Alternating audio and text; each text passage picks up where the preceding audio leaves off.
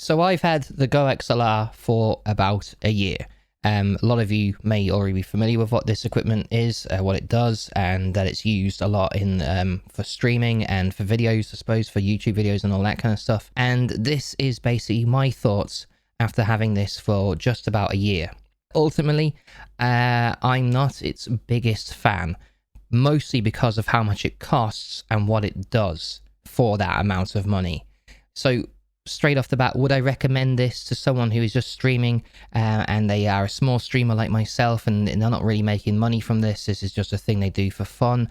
I would say no, don't be spending 500 plus US dollars on something like this when there are cheaper alternatives out there which will give you just as good sound quality as this, but a lot more reduced price. I'm in New Zealand and the price of this for us in New Zealand dollars is over $1,000. So, you know, it's not a small investment if you're just someone who is doing this kind of part-time as a hobby.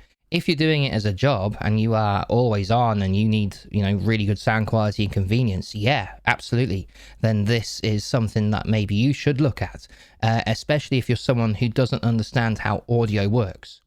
And that sounds like a bit of a dig. It's not really, but it is aimed at people who don't really understand how audio works completely. They have a certain knowledge, yeah, level of course, but they're not like audio professionals. I'm a sound technician for a radio station and I work with different mixers all the time. I'm also a DJ, which is quite simplistic as far as audio engineer or audio technician work is concerned. I'm not an audio engineer, I'm an audio technician. So I work with the equipment and stuff, but I wouldn't be able to pull this stuff apart and tell you what the ins and outs of different circuit boards do, for example. So I have an idea of what I'm talking about, but there are people out there with vast more knowledge than I have. So, you know, take that as you will. The things I don't like about this, the main thing, right, for me, is it doesn't have a headphone volume knob for some reason. There's no volume knob. These knobs here are not for volume. There is no volume on the back. There's no anything mechanically or physical on this device that lets you quickly adjust your volume like you'd be used to. And that to me baffles me. I've never come across a mixer of a low standard or of a high standard before in my life that doesn't have a manual physical way for you to adjust your headphone volume on the fly. Now, if we go to the software screen, the actual software that operates this whole system, and let me just move over to where that would be, there is a volume control in software. Let me just move out the way a little bit like that, and you can see here this is the volume for your headphones, and you would have to use your mouse in this case to adjust your volume knob or adjust your headphone volume, which to me I think is not very convenient at all, especially when you're paying 500 plus US dollars for something like this. There should really be a physical headphone volume for you to quickly make adjustments, because if you're playing something and suddenly the volume goes quite loud unexpectedly, you want to be able to reach over and turn it down, and also vice versa. If something is quite low, you want to be able to quickly make that adjustment and not have to go to a different window, close a window, blah, blah, blah, blah, just to adjust it, or move to the correct tab and make that adjustment. Now, you can assign this headphone level to one of the faders on the actual physical mixer. You can do that, so then you'd have, you know, this movement and you'd be able to adjust your volume as you wish relatively quickly. But then that kind of brings down, you know, your choice of faders, your amount of faders that you have to your disposal down by one, so you then reduce to 3. And I personally like to use all 4. So I have my first one as a microphone. What's my second one on? Let's sound to the game audio.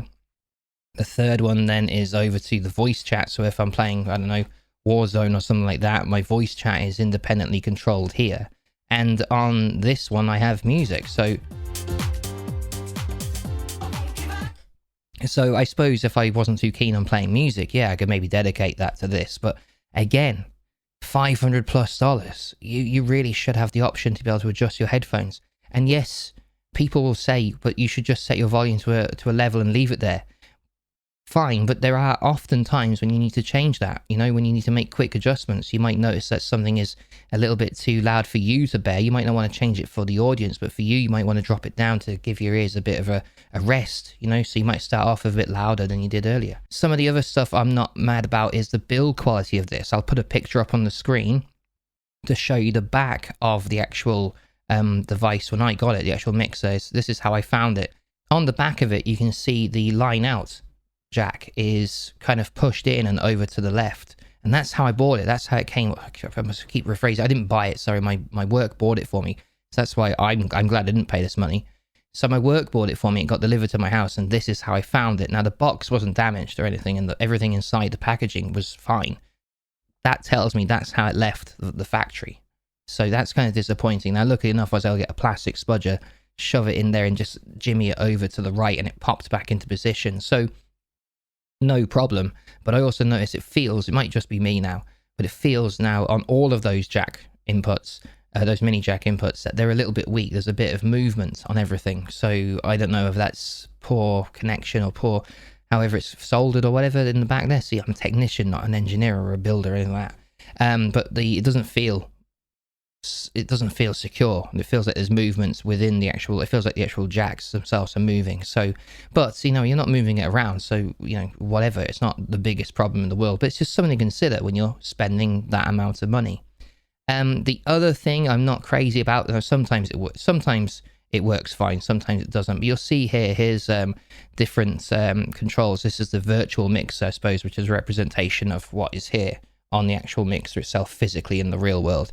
And one kind of cool thing is that you can move this here, and it will, as you've just noticed, it's changing my volume on the microphone. I can do it here manually, and it also happens on the screen too. Notice how I'm pressing this mute button. It's stopping on purpose. That's me doing that on purpose.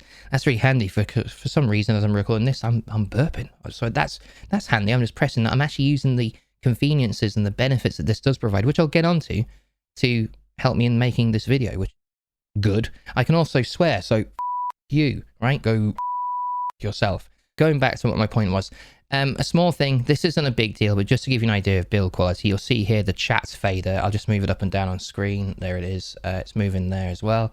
So when I move that up, all right, it's working fine this time. I see when I move it up there as well, it just goes up to 99% for some reason. The device itself is only sending to the software a reading of 99% volume.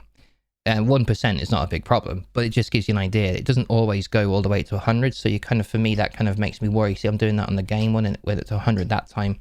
It did go to 90, that, in fairness, I didn't push it all the way up. But see, I did push it all the way up, and it went down to 99 again.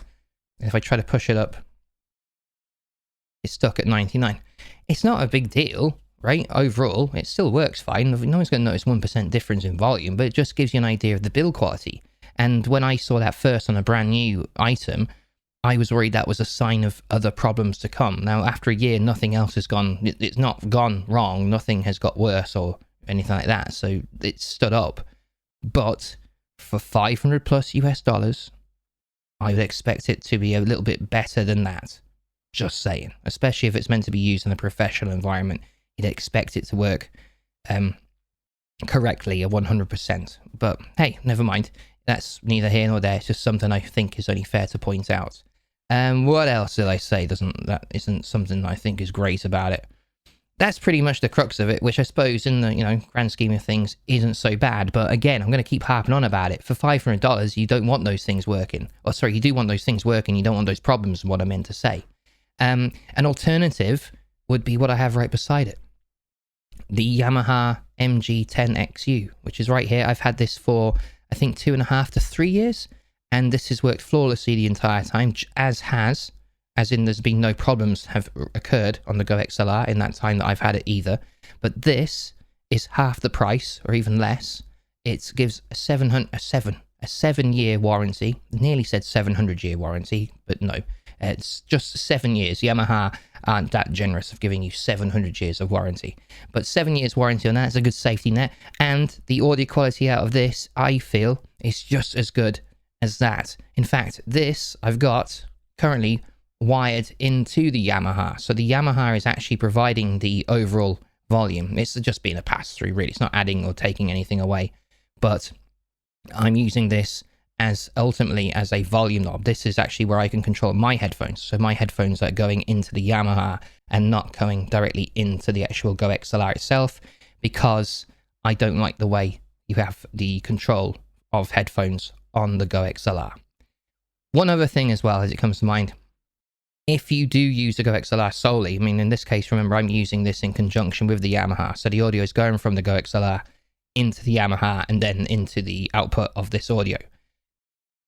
If you do use the GoXLR itself, its own line output, its own volume is relatively low compared to other mixers that are out there. It's not unusable, but again, I would have thought for the amount of money, you'd have a higher threshold, a higher output on volume. In my opinion, as you listen to this, I would hope that you would agree that the audio quality is very good. And for me, I think it is. It sounds good in my headphones when I listen back to streams or videos I've made. All the audio work is done through the GoXLR, so that is definitely a thumbs up. But equally, the same audio quality can be found from the Yamaha, right? So that's a plus. So that's a plus in favor of the Yamaha, and the Yamaha is half the cost. So again, you have to decide whether or not spending the extra 50% is worth it for you. There's some really good effects in it, if that is what your thing is. I mean, if I change my voice here to on the FX, it'll go very deep. Hello. This is a very bizarre effect, but it's very good. It's done very well. The quality of it sounds excellent. So yeah, it's done very well that way. There's other effects on here that are pre-put in there. So if I could just change the button. Hello. Now they've got this huge reverb and echo effect. Now I sound like the guy from Counter-Strike, right? This one is a little bit, it sometimes goes a little bit wobbly. Yeah. That one. And this sounds a little bit more like a tannoy, maybe. Anyway. Moving back. What else is it that's quite good?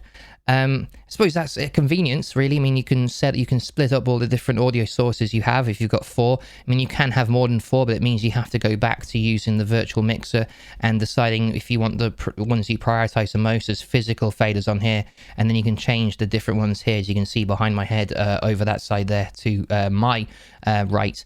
You've got different options there. You can also change the actual motorized faders on here. It doesn't unmute though. So you can do it there, you can do it on the actual mixer itself as well. So we'll take that down again. Yeah, I mean, there's a lot to be said that's convenient for it. It works in its favor, like convenience.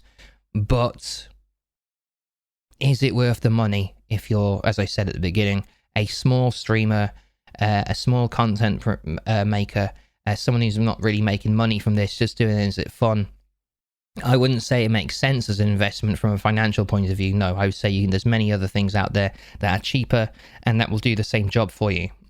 Yeah, there's convenience issues and stuff like that. Maybe everything, say for example on the Yamaha, I can't split them up in the way I'd like. I mean, yeah, I've got more input options on here, but the way I can control them in different pieces of software isn't as easy. So this is giving this takes all the inputs and just provides them as one single mix.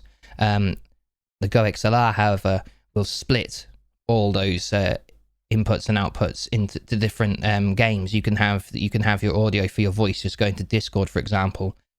So do I like it? Yes, because I didn't have to pay for it. It is annoying though, knowing that it costs $500 plus US, and it is lacking in certain areas where I think it shouldn't. Would I recommend it? Again, I'm just going to say not for the reasons I've stated earlier. So small streamers, no, but if this is your job, then maybe, yeah, go for it. You can write it off at a tax write-off or something like that. But I would recommend overall the Yamaha MG10XU. If my work come back to me and say they want this back, then that's fine. I'm not going to worry because I'll still have to be able to do the same things through here. It might not be as straightforward, but it will be fine. It will be fine. People watching my content won't know the difference. The sound quality won't suddenly become dramatically worse or anything like that. It'll probably be pretty much the same, if not exactly the same. If you have one of these, tell me what you think. If you are kind of on the fence and you have questions about it as well, then please put them in the comments below. I'll use this opportunity now to invite you to join my Twitch, or if you're into gaming and stuff like that, if you want to join me on Twitch, I stream on there live occasionally, and not as much as I used to anymore. And also check out my other videos right here on YouTube. I believe that is everything. I don't normally do these videos, so I never really plan them. I just kind of do them off the cuff. No, that's it. Like, share, follow, subscribe, do a dance, kiss your mate, and I don't know, say hello to a stranger. There you are. Don't know what else to do. See ya. Bye. Do I fade out now or what? I don't know. I don't know what to do.